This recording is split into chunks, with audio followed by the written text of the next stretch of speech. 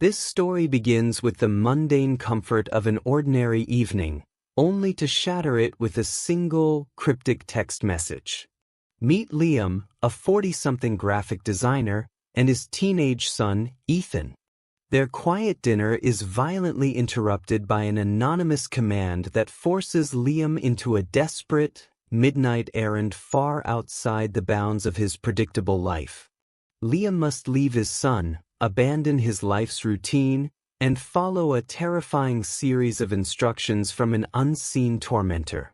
His compliance is the only currency protecting Ethan's safety. Driven by this primal fear, Liam enters a world of secrecy, surveillance, and criminal exchange, becoming an unwitting courier for an unknown package, forever bound by the chilling image of a little girl and a blue lighthouse. The kitchen light, a warm, yellow orb suspended over our dinner table, cast long, familiar shadows across the pine floor. The air was thick with the rich, savory perfume of lamb ragu, a recipe I'd finally managed to master, one of the few tangible things left of my wife, Clara. It was a perfect, ordinary Tuesday night, the kind of predictable, comforting routine that had become the bedrock of my life for the past 4 years. Seated across from me was Ethan, my son. At 16, he was all angles and emerging intensity, a gangly adolescent whose mind was moving at the speed of light. His focus this evening was entirely consumed by the complex, beautiful chaos of his latest coding project. His favorite hoodie, a faded blue one with a small, permanent ink stain on the cuff, was the uniform of his obsession. He spoke with the passionate, breathless conviction of a young savant. So, the fundamental issue with the pathfinding heuristic isn't the distance metric itself, Dad. It's how the engine evaluates the cost of tile movement, he explained, punctuating his words by gesticulating with a fork laden with pappardelle. A tiny, stubborn drop of tomato sauce arced off the fork and landed with a quiet plop right onto the collar of that cherished blue hoodie. He didn't even notice. If I can implement a secondary priority queue that favors open-set nodes based on their spatial entropy, basically, how many movement options they offer, I can cut the render-to-action delay by almost 40 milliseconds. It's a game-changer for competitive PvP.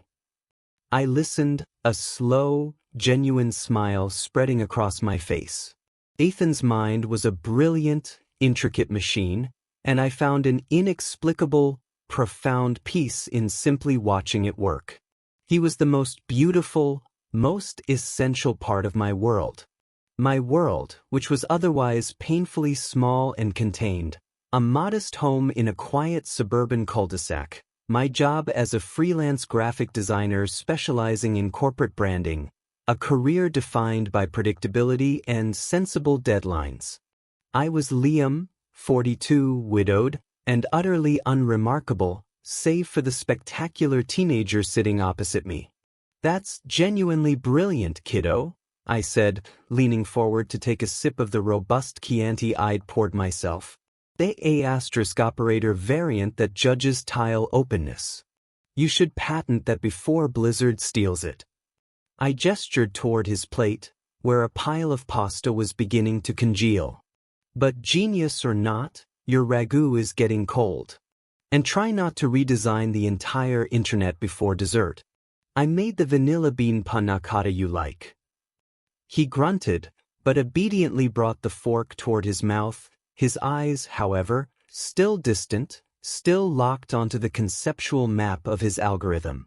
It was precisely 7:45 p.m.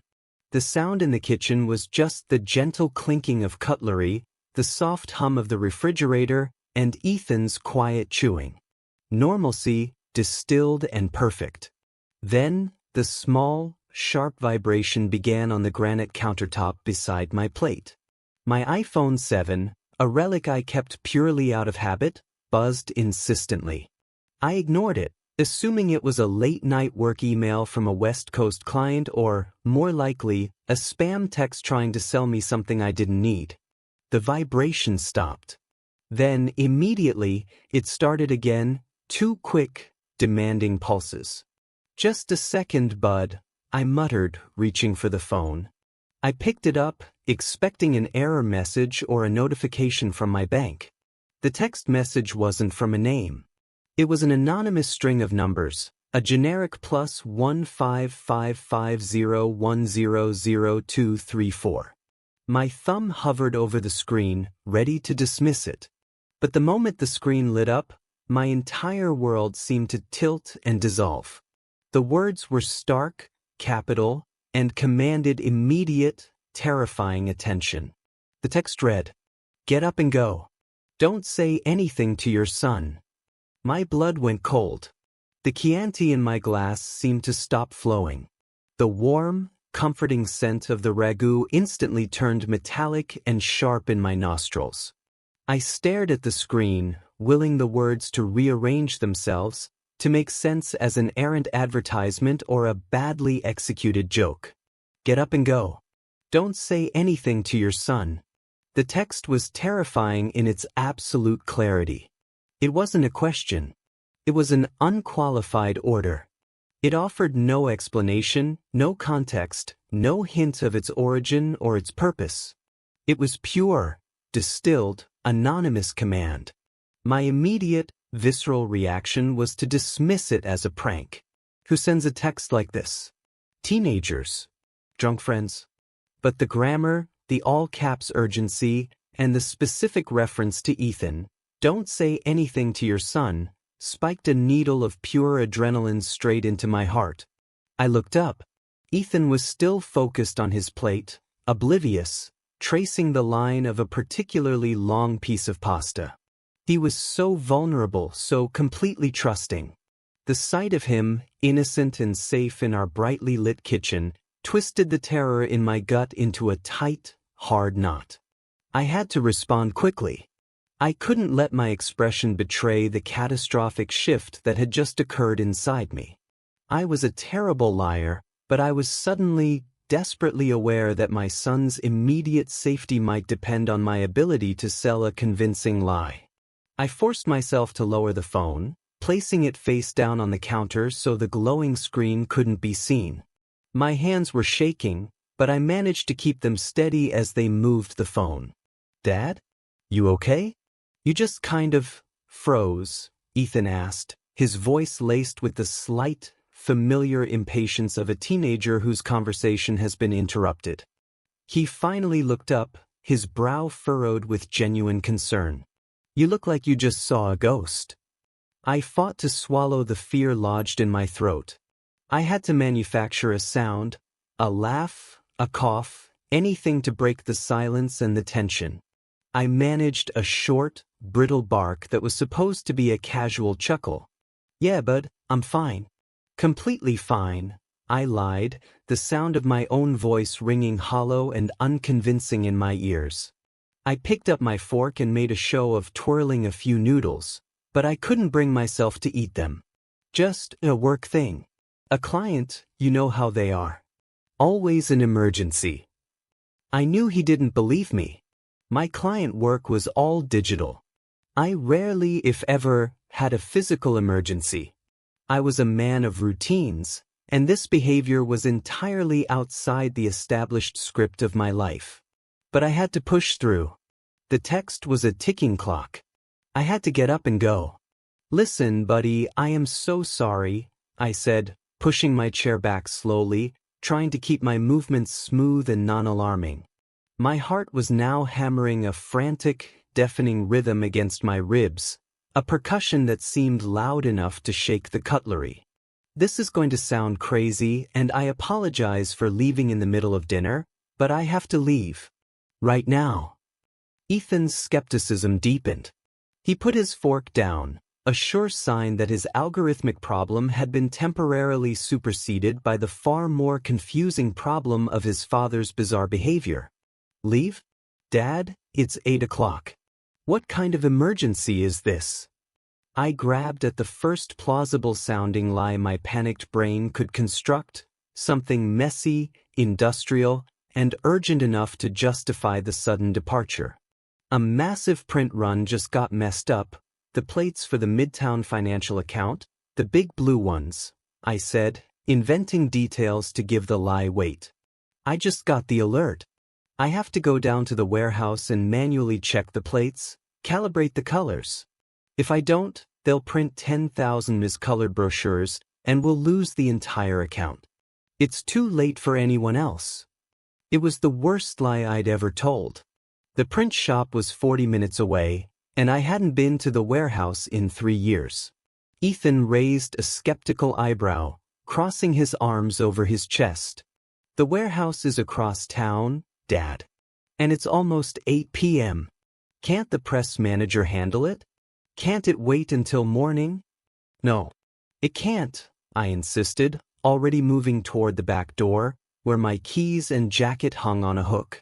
My tone shifted, becoming artificially firm, injecting the necessary element of crisis into my voice. It's a huge account, Ethan. The money is critical. I'll be back as soon as I can. An hour, maybe 2. I grabbed my jacket, the old, worn canvas one I used for yard work, and my keys, which I quickly slipped into the pocket. My fingers brushed against the smooth glass of my phone. I need you to lock the door right after I leave, okay? Double bolt it. And I mean it. Don't answer it for anyone, I commanded, the urgency in my voice now genuinely fueled by fear, making the instructions sound more convincing. Order a pizza, watch a movie, start streaming that new show you were talking about. I'll text you when I'm on my way back. His face was a turbulent mix of confusion, frustration, and a low-level fear ignited by my unnatural seriousness. Seriously, though? An 8 o'clock warehouse run? That is so typical. I couldn't meet his eyes for fear that the sheer, naked terror lurking there would give everything away. I gave him a quick, hard pat on the shoulder, a silent, desperate promise to return, to explain, to make everything right, and then I was moving. I didn't look back at the table, the warm plate of food, or the beautiful, confused boy. I was through the back door, and the cold, dense air of the October night hit me like a physical blow. The door clicked shut behind me, severing the last fragile link to the normal world I had just inhabited. I was out, just as the text had commanded. And I hadn't said a word. Now, standing on the small porch, the street silent and dark, I pulled out my phone, my hands shaking so violently I almost dropped it onto the gravel. I knew, with a certainty that chilled me to the bone, that the next instruction was already waiting. My heart pounded like a drum against the silence of the night, waiting for the truth, or at least, the next instruction, to reveal itself. The front door clicked shut with a decisive, terrifying finality. The sound was too loud in the silent, cold air of the October night. It was the sound of a gate slamming, locking me out of my safe, predictable life. I stood on the porch, my breath misting in the beam of the weak porch light, the chill seeping into the thin canvas of my jacket. I had just executed the first, most painful part of the anonymous command. Get up and go. Don't say anything to your son. The lie, the hastily constructed, nonsensical tale of a massive, misprinted finance brochure, felt flimsy and utterly transparent. I could still see Ethan's face in my mind, a portrait of adolescent confusion and mild betrayal. He knew I was lying. He just didn't know why. And the sheer terror of that truth, that I had left him alone, based on an anonymous, menacing text message, was a physical weight pressing the air from my lungs. My first coherent thought, rising above the panic, was that I had to check on him. I had to look back, to see the warm, familiar light spilling from the kitchen window, to reassure myself that he was still there, safe. But the second text, I was certain, was already waiting. If I hesitated, if I looked back, if I gave in to the desperate urge to call 911, what would the penalty be? The threat, unspoken but implicit in the message's command to silence my son, was the ultimate one. His safety. I didn't turn around. Instead, I fumbled with the old, worn jacket, my hands slick with cold sweat, and pulled out my phone. The screen was blinding in the dark. A new text message had arrived, perfectly timed, delivered the moment the door had closed. It was from the same anonymous number. The words were terse, methodical, and unervingly detailed, confirming that the person on the other end was observing me, knew my habits, and had an intimate knowledge of my small, private sphere. The second text read, "Take the green bag from the garage. Drive the sedan. Turn off all location services on your phone. Head east on Route 9. You will receive further instructions at the highway entrance. No delays." My heart plummeted. Every single detail was a precise strike against my anonymity. The green bag. I knew exactly what that meant. It was a sturdy, military-grade canvas duffel bag, a relic from an abandoned camping trip I had planned with Clara years ago. It hung, permanently, on a specific hook beside the worn lawnmower in our detached garage. It was a mundane object, yet its sudden prominence in this terrifying script elevated it to a sinister prop. Drive the sedan. The sedan was my car, an aging, reliable, utterly unremarkable Honda Civic, a conscious choice I'd made years ago to avoid any flashy, noticeable vehicles. It was currently parked inside the garage, safe from the elements. This instruction confirmed that the sender knew my vehicles. They knew which car I usually drove and, perhaps more chillingly, knew the status of my other car, my wife's old SUV, which I still hadn't sold, sat permanently in the driveway, covered by a tarp. Turn off all location services. This was the most chilling command of all, a direct, calculated move to sever my digital footprint. The message wasn't just about my physical movement. It was about ensuring I disappeared from the digital world, becoming a ghost on the grid. Route 9 East. A specific, immediate directional command, initiating the journey that had no discernible destination. I forced my feet to move. I practically stumbled off the porch and across the short stretch of lawn, pulling the small keyring out. I keyed in the 6-digit code, Ethan's birthday, on the keypad beside the garage door. The door groaned open with a loud, protesting shudder, the familiar sound now echoing like a gunshot in the otherwise silent neighborhood.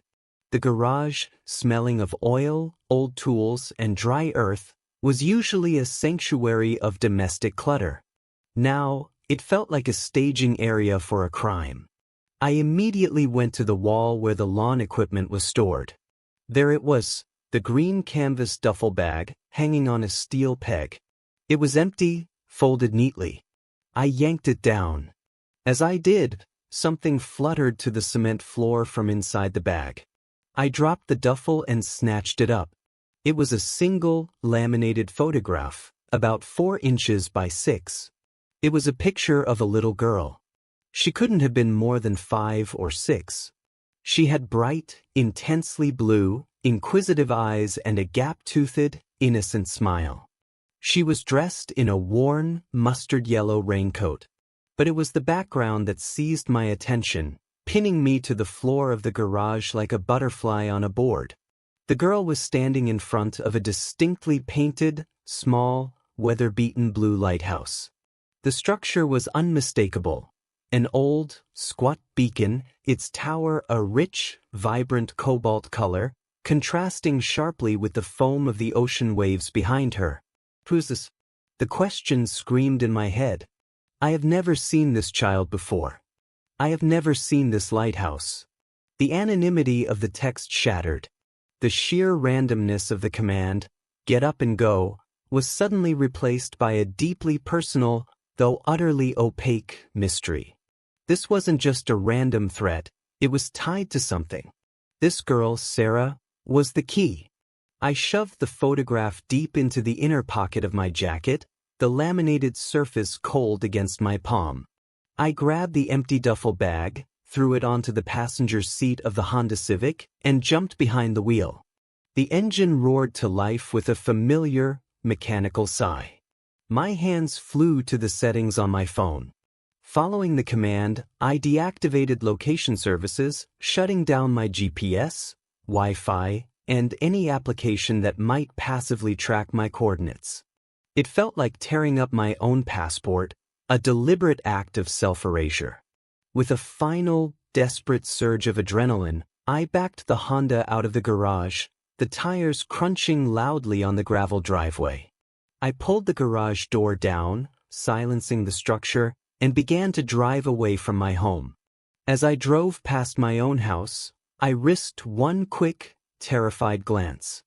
The kitchen light was still on. I could almost imagine Ethan, still sitting at the table, now likely picking up his phone to call one of his friends, still annoyed, but fundamentally safe. I drove, turning onto the quiet main street, heading inexorably toward the glow of the distant highway.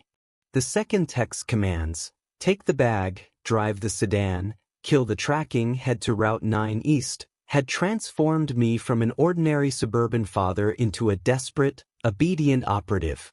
I was now an untraceable, non-existent entity carrying an empty green duffel bag and a picture of a beautiful, unknown girl named Sarah. The terror, initially a sharp, spiking shock, now settled into a cold, grinding dread. I was being used, and the price of non-compliance was etched in the terrified image of my son's face. The only way to ensure Ethan's safety was to keep moving, to keep following the anonymous script. I pushed the accelerator down, merging onto the dark, cold access road leading to the highway entrance, waiting for the inevitable, terrifying next text to arrive. The highway entrance swallowed me whole. The access road was a ribbon of black asphalt leading directly toward the massive, reflectorized green sign for Route 9 East. The streetlights abruptly ended, plunging the road into the deep, isolating darkness of the rural expanse. The only illumination came from my Honda's headlights, cutting two narrow tunnels through the night. The clock on my dashboard read 8:15 p.m. Less than half an hour had passed since the first text, yet the entire trajectory of my life had been violently rerouted. I gripped the steering wheel so tightly my knuckles were white, my focus split between the desolate road ahead and the phone resting on the empty passenger seat. The green canvas duffel bag lay there like a coiled, empty serpent, a terrifyingly mundane vessel for whatever horror was to come. I could still feel the cold, smooth texture of the laminated photo of the little girl, Sarah, pressing through the fabric of my jacket pocket. Who is Sarah? Why a blue lighthouse? The terror had mutated. It was no longer just the immediate fear of the unknown. It was a desperate, agonizing curiosity that demanded answers. I was an ordinary man trapped in a scenario that felt ripped from a low-budget thriller, and I was risking everything, my freedom, my life, my son's security, based on an invisible threat and a picture of a child I'd never met. As the car accelerated and the highway sign loomed, the point of the next instruction, my phone buzzed again, confirming the precise, methodical nature of my tormentor. They were watching. They knew exactly when I hit the designated landmark. The third text arrived. Stop at the second gas station, the Shell station, 1.5 miles from the entrance. Go to the dumpster behind the station. There is a box taped to the inside wall. Take it. Put it in the bag. Drive west on Route 20 for 10 miles. Stop at the old quarry. Wait for the call. The precision was horrifying. Second gas station. 1.5 miles. This wasn't a random person. This was someone local, someone who knew the route intimately, someone who had planned this with excruciating detail. The instructions were a cold, step-by-step roadmap to my potential destruction. I slowed down, my eyes darting to the mile markers. 1 mile. Then the fluorescent canopy of the first gas station, a rundown BP, flashed by. I kept going. The distance felt endless, the air thick with tension. Then, exactly as promised, the second station materialized out of the gloom, a brightly lit, modern Shell station. It was a hub of activity, with 2 cars at the pumps and a few shadowy figures moving inside the convenience store. I pulled into the lot, driving slowly around the side of the building toward the rear. The back area was deserted, bathed in a weak, flickering yellow light from a single security lamp mounted high on the wall. The dominant feature of the landscape was a massive, steel industrial dumpster, overflowing with black bags and cardboard. The smell was awful, a sickly, decomposing odor of stale food and gasoline. I stopped the Honda a few yards from the dumpster, leaving the engine running. I looked around. There were no other cars, no witnesses. Just me, the stench, and the flickering light. I pulled up the collar of my jacket, took a deep breath, and got out of the car. My legs felt heavy, uncooperative. I walked toward the dumpster, every instinct screaming at me to run in the opposite direction, to call the police, to find a way out of this nightmare. If you call the police, a very bad thing will happen to Ethan. The silent threat was a shackle. I reached the dumpster. The lid was heavy, greasy, and cold beneath my fingertips. I lifted it slowly, the rusted hinges groaning in protest, the sound echoing unnervingly loud in the stillness. I peered inside, my eyes straining in the dim light. The stench intensified, making me gag. I scanned the dirty, corrugated steel walls of the interior. And there it was. Taped haphazardly to the inside wall, just beneath the rim, was a small brown cardboard box. It was about the size and shape of a shoebox, secured with heavy-duty silver duct tape. It was utterly, grotesquely out of place amid the filth. I reached in, the contents of the dumpster brushing against my jacket sleeve, and yanked the box free. The tape was industrial strength, designed to hold. The box felt surprisingly heavy, weighted with something solid, inert, and deeply alarming. It wasn't a bomb, I realized instantly. It didn't tick, and it was too uniformly dense. But the sheer weight suggested it held something substantial, a large stack of money, a piece of equipment, or perhaps something far more sinister. I scrambled back to the car, slamming the dumpster lid down behind me. I tossed the shoebox onto the passenger seat, right next to the green bag, and my hand immediately flew to the zipper of the duffel. I didn't want to open the box on the spot. The sudden appearance of its contents could trigger a panic attack, but I had to comply with the instructions. I unzipped the green bag, slid the heavy cardboard box inside, and zipped it up again. The empty canvas vessel was now pregnant with its mysterious, ominous cargo. I sat there for a moment, hands on the steering wheel, my chest heaving. I was hyperventilating, the adrenaline making my entire body vibrate. I had just retrieved an unknown, heavy package from a dumpster at an anonymous command. I had, beyond any reasonable doubt, just become an unwitting participant in a criminal operation, trafficking contraband, drugs, stolen goods, or worse. The realization hit me with the force of a physical blow. I have committed a felony. There was no turning back now. The thought of Ethan, safe but alone in our house, was the only thing that kept me from throwing the car into reverse and speeding to the nearest police station. I checked the instruction one last time. Drive west on Route 20 for 10 miles. Stop at the old quarry. Wait for the call.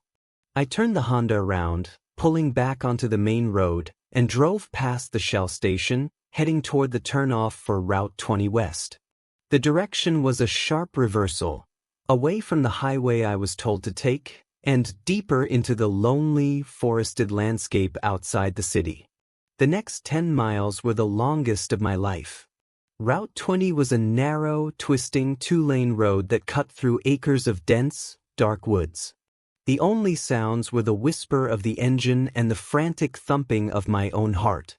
Every pair of headlights approaching from the opposite direction felt like a police car, every shadow a potential ambush. I kept my eye on the odometer. 10 miles. Finally, I saw the roadside sign, barely visible in the dark, Old Granite Quarry Scenic Overlook Historical Site. I slowed and turned into the deserted, gravel parking lot. The quarry overlook was a well-known local spot during the day, offering a dramatic view. Tonight, it was a chasm of absolute silence and shadow. I drove to the farthest edge, where a low stone wall separated the parking lot from a sheer, terrifying drop into a black, still pool of water, the abandoned quarry pit. I turned off the engine. The resulting silence was profound, immediate, and deafening. I turned off the headlights. Now, there was only the pale, ghostly glow of the crescent moon and the absolute, crushing weight of my isolation. The car was a cold steel box, and I was trapped inside it, next to a bag containing a terrible, expensive secret. I reached out and touched the green bag. It felt solid, real, and utterly terrifying. I looked at the dark expanse of the quarry pit, imagining the depth of the cold, black water. I settled my hands on the steering wheel, staring into the darkness, and waited for the command that would decide the next move in this dangerous, anonymous game. I knew the phone would ring. I knew the instructions would be precise. I knew my son's life was now tethered, precariously, to my obedience. The silence at the Old Granite Quarry Scenic Overlook was the most profound, heavy silence I had ever experienced. It wasn't the peaceful quiet of nature. It was a suffocating, absolute vacuum, broken only by the frantic, rapid thumping of my own heart. I sat in the Honda, engine off, headlights off, the small sedan a cold steel prison in the middle of a vast, dark nowhere. Outside the windshield, the scene was dominated by the terrifying black drop of the quarry pit. The water below, usually a deep, serene turquoise in the daylight, was tonight a pit of absolute darkness, reflecting nothing, seeming to absorb every photon of light and every stray sound.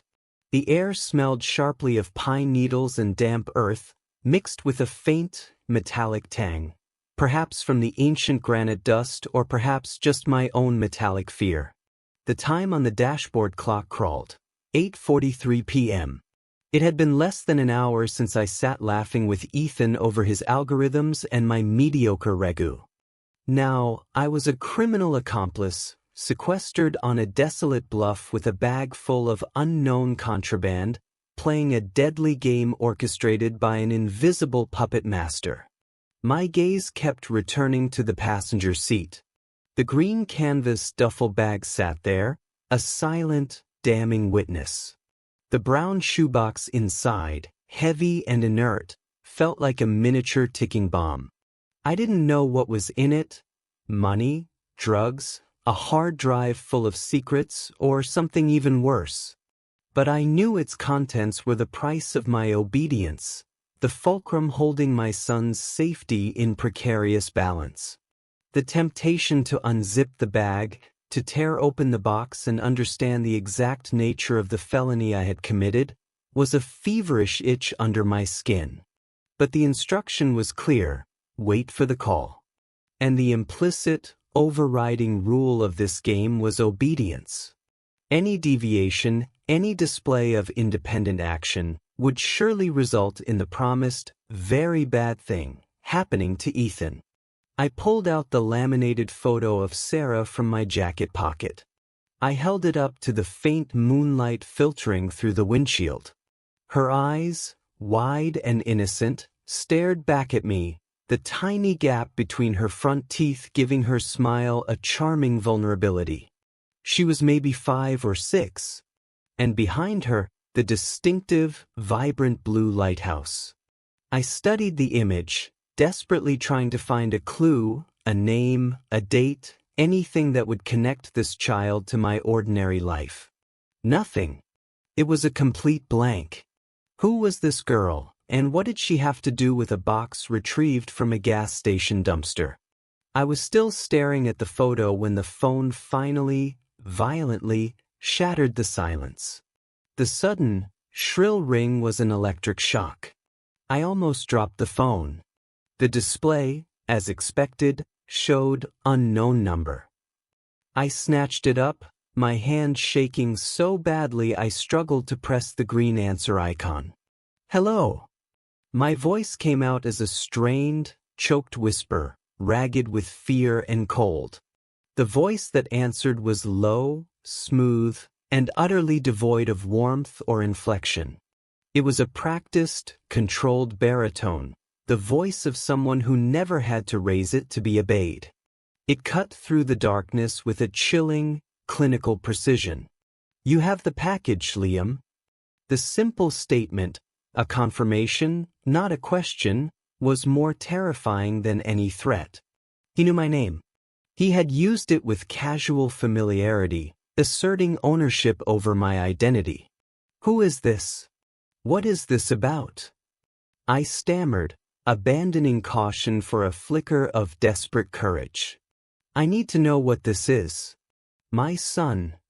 The voice cut me off instantly, the tone hardening from clinical to granite.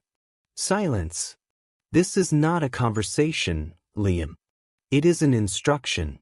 Do not interrupt again. The girl in the photo. That is Sarah. She is important. You are going to take that bag, drive to the address I'm about to text you, and wait for your final instructions. Sarah. The name hung in the air, a final confirmation. My nameless victim now had a name. Wait, please. I need to know why me? I'm just a designer. I don't know this girl. What is in this box? If you think I'm going to transport something illegal, I won't. If you want to see your son again, the voice hissed, the low tone imbued with a razor-sharp threat, you will do exactly as you are told. If you deviate, if you call the police, if you stop to use a restroom without permission, or if you even hesitate for longer than 60 seconds, a very bad thing will happen to Ethan. We are watching your house. We are watching his window. Do you understand, Liam? You have been chosen for your simplicity. Do not complicate this. The words were precise, targeted, and devastating. We are watching your house. The casual reference to we introduced a chilling complexity. I wasn't dealing with a lone fanatic, but an organization. And the mention of my simplicity, my predictability, my normalcy, was the final, crushing humiliation. They had chosen me because I was boring, because I was disposable, because I was the easiest target to manipulate. The implied threat to Ethan, backed by the certainty that my home was under surveillance, instantly evaporated the last shred of my resistance. The image of the kitchen window, where I had last seen him, flashed in my mind, now tainted by the unseen, predatory eyes watching from the darkness outside. I could only manage a choked, defeated whisper. I understand. Give me the address. Good, the voice said, and in that single word, I heard not relief but contempt. The address will be sent to your text thread. Drive there immediately. Do not exceed the speed limit by more than 5 miles per hour. No sudden movements. No deviations. No stops.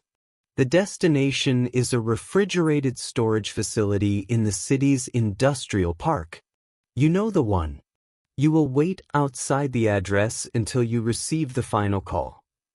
The line went dead with a clean click. The abrupt end to the conversation was as terrifying as the voice itself. I stared at the phone screen, my body numb, the cold from the leather seats seeping into my core. The text message arrived immediately, a single, long string of letters and numbers. The address. It was for an industrial park about 2 hours away, on the far side of the nearest major metropolitan area. It was far beyond the scope of any lie I had told Ethan. There was no plausible scenario that could explain a 4-hour round trip to check on blueprinting plates. I looked at the address again. A defunct refrigerated storage facility. A dark, isolated place for a drop. I took a final, deep, shuddering breath, starting the car's engine. The sudden roar of the motor felt like an act of defiance. I looked again at the photo of Sarah. I didn't know who she was, or what was in the bag, or why I was doing this. But I was moving, and that was all that mattered. I threw the car into reverse, tires spitting gravel onto the dark asphalt, and began the terrifying 2-hour journey that I knew, with a sinking certainty, would irrevocably change my life.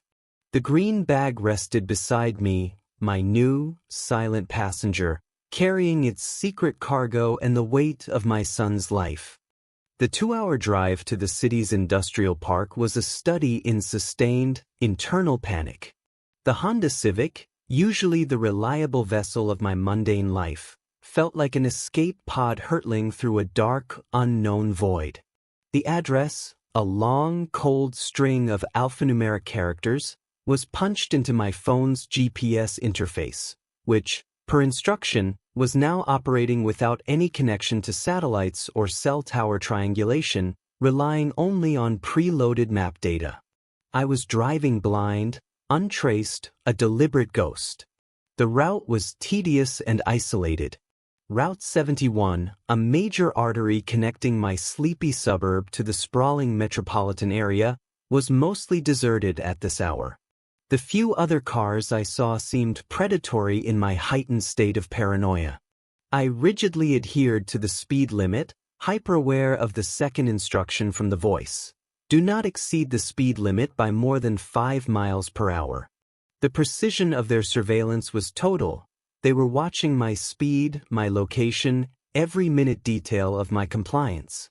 My mind, stripped of its normal distractions, was a relentless echo chamber of fear and desperate calculation.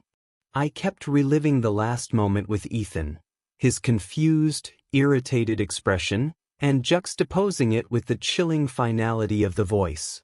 We are watching your house. We are watching his window. The image of the beautiful, innocent girl, Sarah, and the vibrant blue lighthouse kept flashing behind my eyes, the only clues to a puzzle that held my son's life hostage. The green duffel bag, resting heavy and solid next to me, was a constant, terrifying presence. What was in the shoebox? My rational mind, the part that once debated font weights and corporate logos, tried to reason. It had to be something small, valuable, and easily exchanged. A large amount would be heavy. Data? A hard drive. Diamonds? Easily the lightest and most valuable. The uncertainty was maddening, fueling the sense that I was utterly out of my depth. I, a middle-aged graphic designer, was now a mule for organized crime, or worse. Around 10:45 p.m., I finally began to see the massive, angular structures of the industrial park. This was the section of the city that never truly slept, a sterile landscape of concrete, steel, and security fencing. My destination, according to the GPS, was deep within this metallic labyrinth. The streets narrowed, turning into desolate access roads lined with towering, windowless warehouses. The air here was colder, smelling of diesel fumes and processing chemicals. Every building looked identical, a concrete monument to commerce and indifference. Finally, I reached the block specified in the text. I slowed to a crawl. The structure at the end of the road matched the description, a defunct refrigerated storage facility. It was huge, a massive cube of gray, corrugated metal, its architecture designed for climate control and security, not aesthetics. All the windows were blacked out, sealed with metal sheeting or thick paint. The entire building was a monument to silence and abandonment. The only illumination came from a single, weak street lamp at the corner. The instruction had been clear: park on a side street 50 yards away. I pulled the Honda onto the designated side street, killed the engine, and turned off the interior light. The silence descended again, thick and immediate. I checked my watch. 11:02 p.m. I was here. Now, the terror of motion was replaced by the terror of waiting. I sat rigid in the driver's seat, staring at the looming, dark facility. My mind frantically scanned the environment.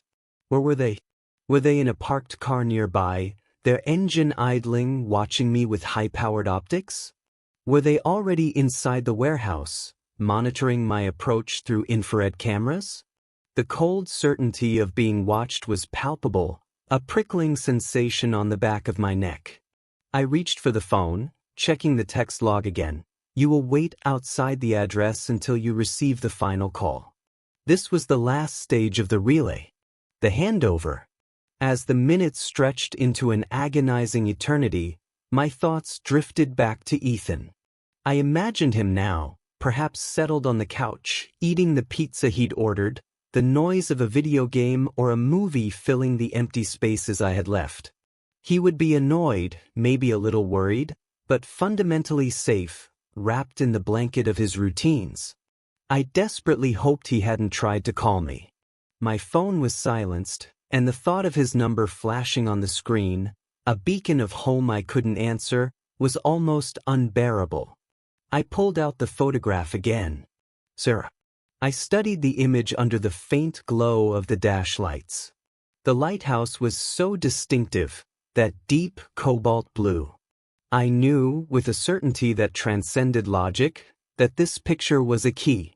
It was a piece of information intended for the recipient of the package, a confirmation or a secret message. It had been left for me to find, a terrifying little souvenir of my involvement. What if I'm not just a mule? The thought struck me with sudden, terrifying clarity. What if I'm supposed to see the picture? Perhaps the package wasn't just a physical exchange. Perhaps I was meant to carry this image, this knowledge of Sarah and the blue lighthouse, away from the scene, into my normal life. The picture was the ultimate tether, the silent, invisible threat that would ensure my permanent silence.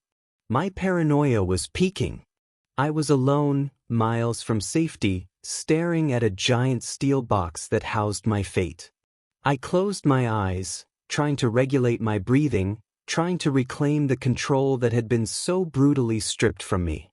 I opened them just as the silence was broken. Not by a ringing phone, but by a sound from the warehouse itself. It was faint, almost imperceptible, a low, mechanical clunk, the kind of sound a heavy metal door might make when gently settled into its frame. It suggested movement.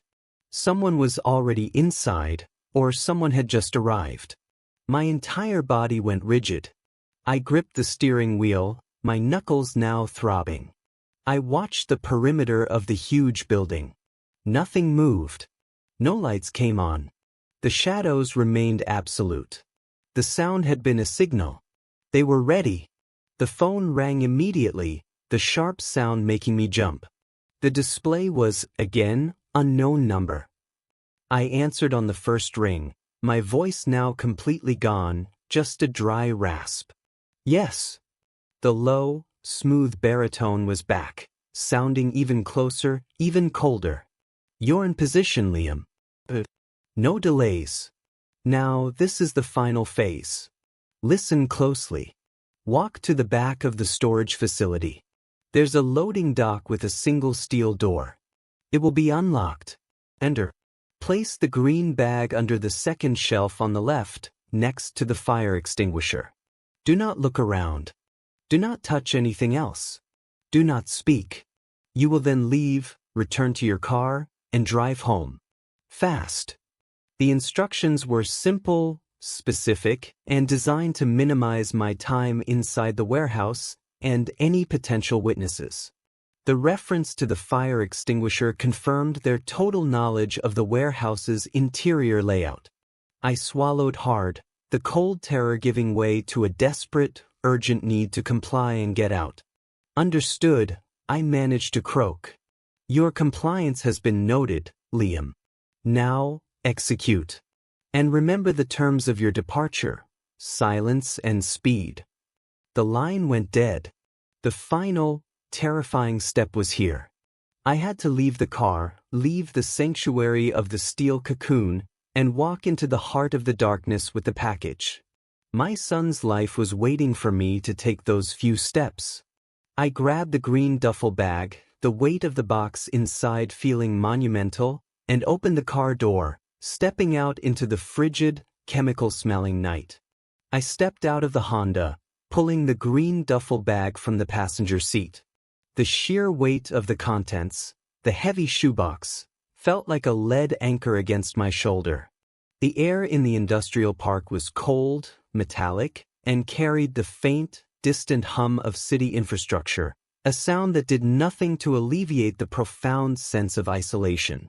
The parking lot was silent. The refrigeration warehouse loomed like a massive, featureless stone. The instructions were the only thing keeping the adrenaline-fueled terror from consuming me. Walk to the back.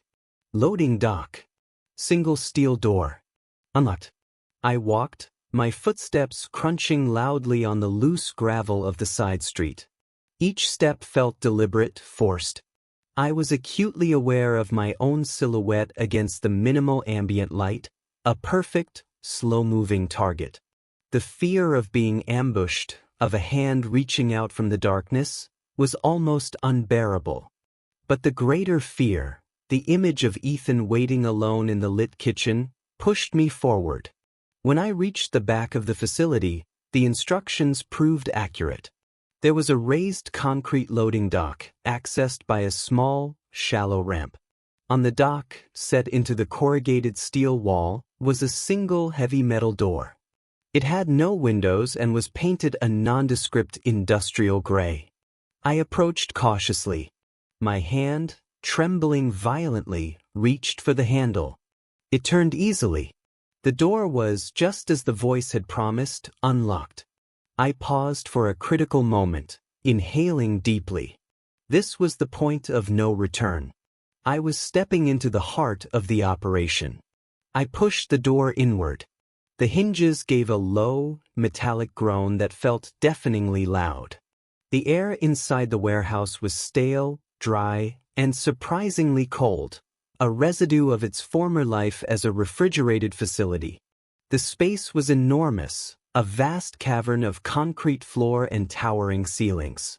The only illumination came from a single, low-wattage, bare bulb suspended high above, maybe 20 feet inside the door.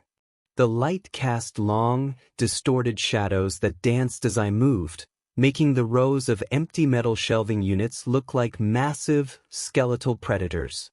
I could see no one. No movement. No sound other than the rapid, ragged sound of my own breathing. I held the green bag tightly, forcing myself to look straight ahead and nowhere else, following the precise, dictated path. I walked quickly past the first row of shelving units, my eyes fixed on the second unit on the left. When I reached it, I stopped. The area was slightly brighter beneath the weak overhead bulb. I scanned the base of the shelf. There it was, a bright red fire extinguisher, mounted on the concrete pillars supporting the shelf. I knelt quickly, my knees protesting against the cold concrete floor. The duffel bag, heavy and unwieldy, felt like it weighed 100 pounds. I slid it, gently and deliberately, under the second shelf, right beside the red cylinder. My mission was complete. The package was delivered. I stood up immediately, ready to turn and run. My entire being was focused on escape, on the promise of driving home to Ethan. Do not look around. Do not touch anything else. Do not speak. But as I straightened, my eyes, against every fiber of my terrified obedience, did exactly what they were forbidden to do.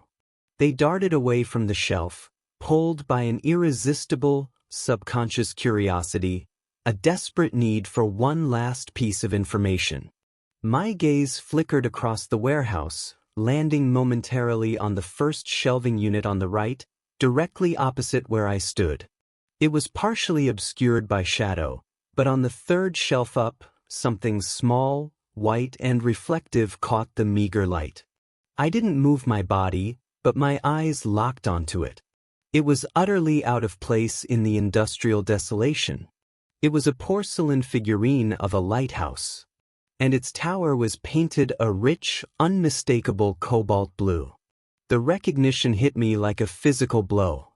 It was the same lighthouse from the photograph. The one the little girl, Sarah, was standing in front of. The picture was meant to be seen. The thought flashed through my mind, cold and sharp. The photo was the package's receipt. The figurine is the destination. The transfer isn't just about the box, it's about the connection. Before I could process the terrifying implication that this was not a random mule drop, but a highly symbolic exchange intended to tether me, Liam, to a secret involving a little girl and a blue lighthouse, the sound came. A sharp, metallic click echoed from the deep, dark recesses of the warehouse, a sound of a mechanism engaging or a safety being released. And then the light. A blinding, intense beam of white light snapped on from the darkness at the far end of the facility, instantly obliterating all the gentle shadows and pinning me where I stood. I shielded my eyes with my hand, unable to see anything past the powerful, focused glare. "You're done, Liam." The voice was the same low, smooth baritone from the phone call, now amplified by the cavernous acoustics of the warehouse. It resonated off the concrete and steel, surrounding me with its cold, commanding presence. I still couldn't see the speaker, but the voice sounded impossibly close, impossibly calm. My body froze, rigid with terror. I could only stand in the beam, exposed and utterly helpless. "Your compliance has been noted and is satisfactory," the voice continued. "The terms of your release are absolute. You will now leave. Return to your car. Drive home. You will never, ever mention this night to anyone, Liam. Not what you saw, what you did, or what you carried. You will tell your son you spent 4 hours arguing over color calibration, and the client finally conceded the shade of blue. It was always about the blue, wasn't it?" The last sentence was a chilling, quiet emphasis. The shade of blue. Was he referring to the printing plates? Or the blue lighthouse? The subtle menace was unmistakable. "Your silence is the payment for Ethan's safety," the voice concluded. "You're free to go. Now." I didn't dare speak. I didn't nod. I simply turned, my heart hammering against my ribs, and walked, then ran, back toward the steel door. I did not look back at the figurine, the shelf, or the blinding white light. I burst through the door and into the cold night air, not pausing until I was back inside the Honda. I fumbled for the key, my hands shaking uncontrollably, and twisted the ignition. The engine roared to life, a comforting sound of mechanical freedom. I threw the car into drive and sped out of the industrial park, tires squealing as I turned onto the main road. I drove recklessly now, the adrenaline giving me a panicked urgency I hadn't dared use before. The fear of being followed was immense, but the need to get home was absolute. The 2-hour drive back was a blur of darkness and highway lights. I reconnected my GPS, watching the blue dot on the screen crawl closer and closer to my street. When I finally pulled onto my cul-de-sac, it was past 1 a.m. My house was dark, save for a small lamp I always left on in the living room. It was silent. The terrifying, unseen surveillance had, apparently, lifted. I pulled into the driveway, killed the engine, and just sat there for a long moment, gripping the wheel, trying to regulate my breathing, trying to erase the last 5 hours from my mind. I got out, quietly opened the front door, and slipped inside. The house smelled faintly of cold pizza and the lingering, sweet spice of ragu. The door to Ethan's room was closed. I listened outside it, hearing the soft, rhythmic sound of his teenage snoring. He was safe. He was home. I went into the kitchen. My plate was gone. A note was taped to the fridge. "Couldn't wait up. Plates are in the dishwasher. You owe me an explanation for the 4-hour blueprint run, but I love the panna cotta. Love you. E." I crumpled to the floor, leaning against the cold kitchen cabinets, my strength entirely spent. I was a man who had left dinner a few hours ago and returned irrevocably changed.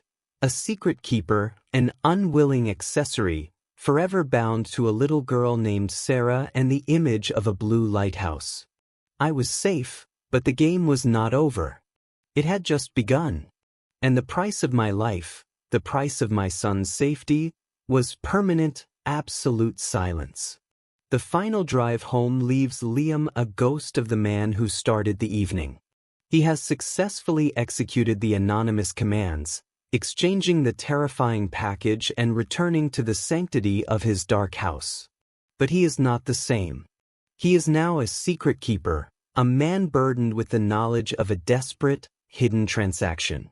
His life is irrevocably tied to the safety of his son, and that safety is now permanently contingent upon his silence regarding the little girl, Sarah, the heavy shoebox, and the porcelain blue lighthouse that marked the chilling final drop. Liam is home, but the threat is not gone. It is simply transformed into a permanent, internal fear. He must now master the art of the perfect lie to Ethan, burying the truth of the last 5 hours to preserve the fragile illusion of their safety. The story of Liam's life has just been rewritten, and the true cost of his obedience remains to be seen.